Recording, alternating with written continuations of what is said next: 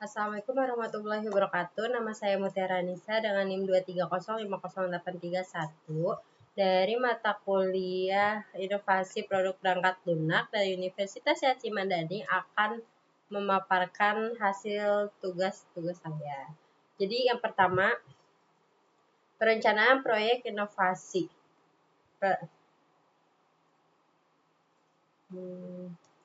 Nah, nama proyek yang akan saya buat atau yang sudah saya rencanakan yaitu InfoHere.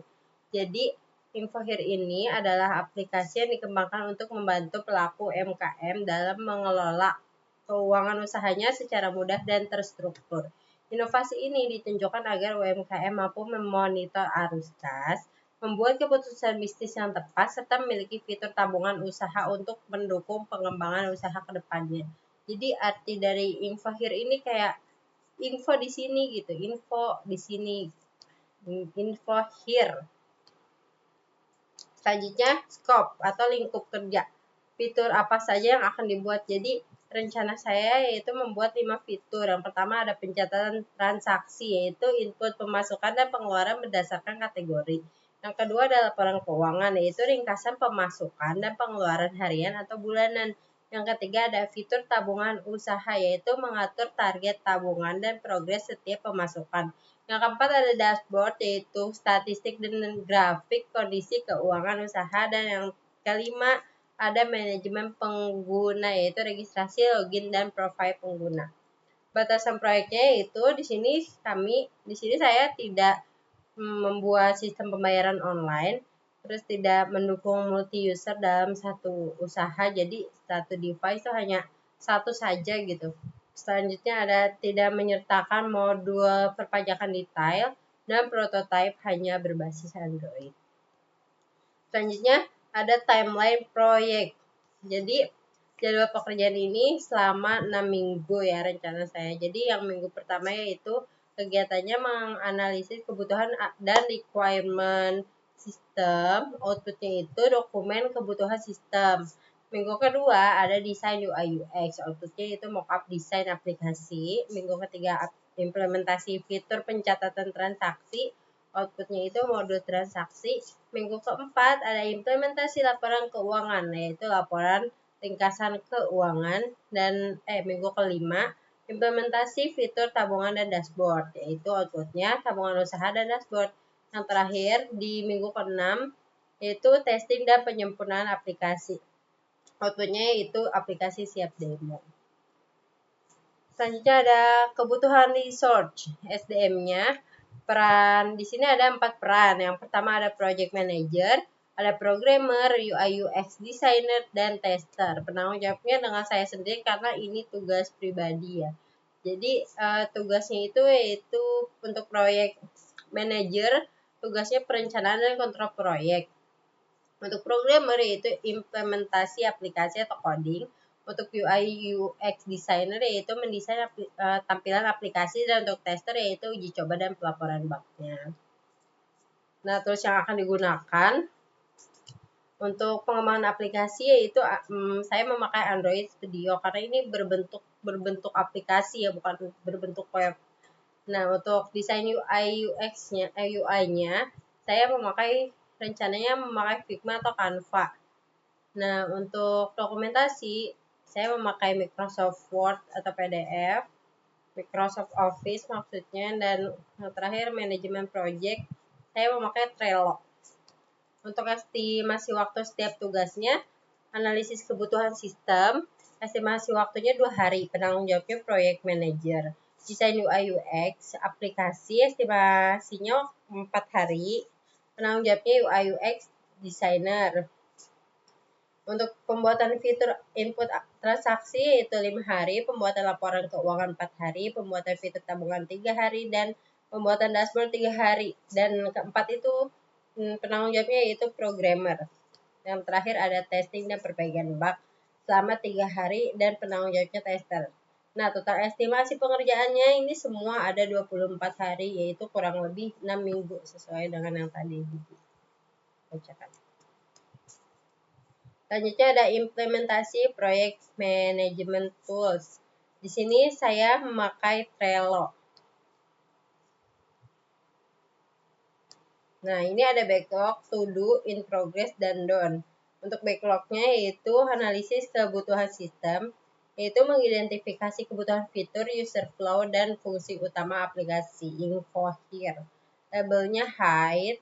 Selanjutnya ada perancangan UI UX, yaitu mendesain tampilan awal, warna, icon, serta alur navigasi aplikasi.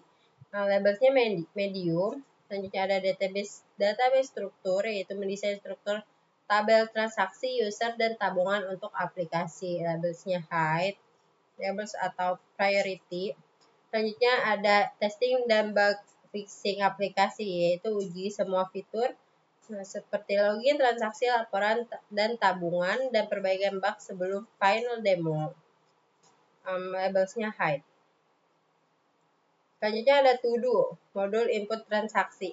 Form input pemasukan dan pengeluaran dengan kategori. Date-nya itu tenggat yang terakhirnya itu atau deadline tanggal 22 Desember. Labels atau priority-nya height. Selanjutnya ada modul laporan keuangan, yaitu menampilkan ringkasan transaksi harian dan bulanan dalam bentuk tabel atau grafik. Deadline-nya tanggal 5 Januari. Nah, selanjutnya ada modul tabungan usaha, yaitu fitur target tabungan usaha dan progres indikator dari pemasukan. Labelsnya medium ya. Deadline-nya tanggal 5 Januari. In progress, autentikasi pengguna, yaitu membuat halaman login dan registrasi pengguna. Labelsnya hide. Dan pengujian modul transaksi, yaitu testing modul input transaksi untuk memastikan validasi dan fungsi berjalan dengan benar. Labelsnya di sini medium. Tenggatnya tanggal 29 Desember. Nah, untuk done, ini setup project Android Studio. Itu membuat struktur awal aplikasi dan konfigurasi proyek. Labelsnya low. Dan untuk semuanya ini penanggung jawabnya dengan saya sendiri, yaitu Mutiara Anissa. Selanjutnya ada evaluasi resiko proyek. Evaluasi risiko proyek ya. Di sini ada 5 risiko, yaitu yang pertama ada keterlambatan pengembangan fitur. Dampaknya aplikasi tidak selesai tepat waktu. Probabilitasnya itu sedang. Mitigasinya itu membuat timeline jelas dan mengatur prioritas fitur. Level resikonya itu medium. Selanjutnya ada adanya bug pada fitur transaksi. Dampaknya itu kesalahan data, pemasukan atau pengeluaran. Probabilitasnya itu tinggi. Mitigasinya yaitu dengan cara melakukan pengujian berkala dan perbaikan cepat. Level risikonya itu high. Selanjutnya ada kesulitan dalam UI UX.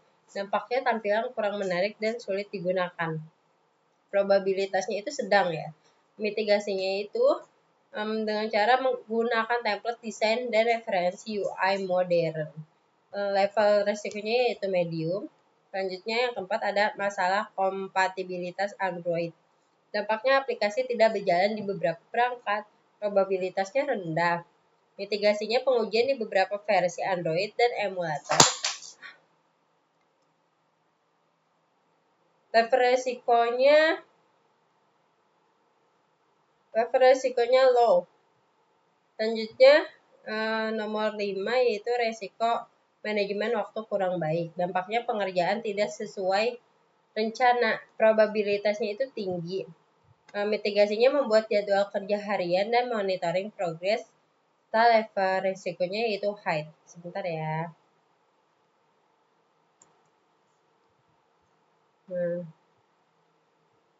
Selanjutnya yang keempat ada indikator keberhasilan inovasi. Kita lihat indikator keberhasilan inovasi. Ini ada ROI, Return on Investment, asumsi biaya proyek. Komponennya itu pengembangan aplikasi sekitar 800.000 dan testing dan evaluasinya itu sekitar 200.000, yaitu total biayanya 1 juta ya. Nah, asumsi manfaat jika 10 UMKM menggunakan aplikasi, efisiensi biaya pembukuan 200.000 per UMKM per bulan. Estimasi manfaat bulan pertama yaitu 10 dikali 200.000 sama dengan 2 juta. Perhitungan ROI ini benefit dikurang cost per cost dikali 100%. Nah, benefitnya itu kan 2 juta, cost-nya 1 juta. 2 juta kurang 1 juta sama dengan 1 juta dong. Per cost, jadi 1 juta per 1 juta sama dengan 1 dikali 100%, sama dengan 100%. Jadi ROI-nya ini 100% berarti sangat layak dan menguntungkan. Selanjutnya ada retention rate dalam week 1 atau minggu pertama. Jadi ini usernya ada 10 user, tetap menggunakan. Untuk user pertama ya, untuk user kedua ya, untuk user ketiga tidak, keempat, kelima, ketujuh, 8, 9 itu tetap menggunakan, dan untuk 6 ke 10 tidak menggunakan lagi. Total pengguna yang masih menggunakan yaitu 7 pengguna. Retentionnya yaitu 7 per 10 dikali 100%. 7 per 10 ini dari data yang masih menggunakan saat ini dan yang pernah menggunakan per 100% gitu. Jadi sama dengan 70%. Angka 70% ini mencakup user ini cukup puas gitu dan merasa aplikasi membantu. Untuk ketiga ada user satisfaction, yaitu survei kepuasan pengguna. Pertanyaan-pertanyaannya itu ada 1 sampai 5 pertanyaan, yaitu apakah aplikasi mudah digunakan, apakah fitur pencatatan transaksi membantu usaha saya, membantu usaha kami gitu. Yang ketiga ada tampilan aplikasi menarik. Yang keempat, apakah fitur tabungan bermanfaat untuk pengembangan usaha, dan yang kelima yaitu apakah saya ingin terus gitu menggunakan aplikasi ini. Hasil simulasi pengguna 10 responden, yaitu rata-rata totalnya ada 203 ya, dengan rata-rata 4,06. Nah, rata-rata kepuasannya itu 4,06 dari 5 guys. Artinya pengguna puas dengan aplikasi. Selanjutnya, yang terakhir ada continuous improvement dan feedback loop.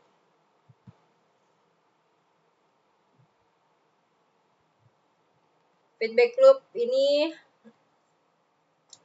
yang pertama ada sumber feedback, yaitu user, log, aplikasi, survei. Selanjutnya ke kanan pengumpulan feedback, yaitu form dalam aplikasi, observasi pengguna, dan wawancara Google Form. Selanjutnya ada analisis feedback, yaitu identifikasi bug dan evaluasi fitur. Selanjutnya ke bawah ada penentuan prioritas atau priority, yang high itu darurat, medium itu perlu, dan low itu bisa menyusul. Selanjutnya ada implementasi update, yaitu perbaikan bug dan penambahan fitur. Selanjutnya ada monitoring dan evaluasi. Yang terakhir ya ini, yaitu ada retention, kepuasan user, dan performa aplikasi. Nah, setelah monitoring dan evaluasi ini balik lagi ke sumber feedback. Jadi dia bentuknya seperti ini ya. Baik, terima kasih. Terima kasih yang sudah menonton. Wassalamualaikum warahmatullahi wabarakatuh.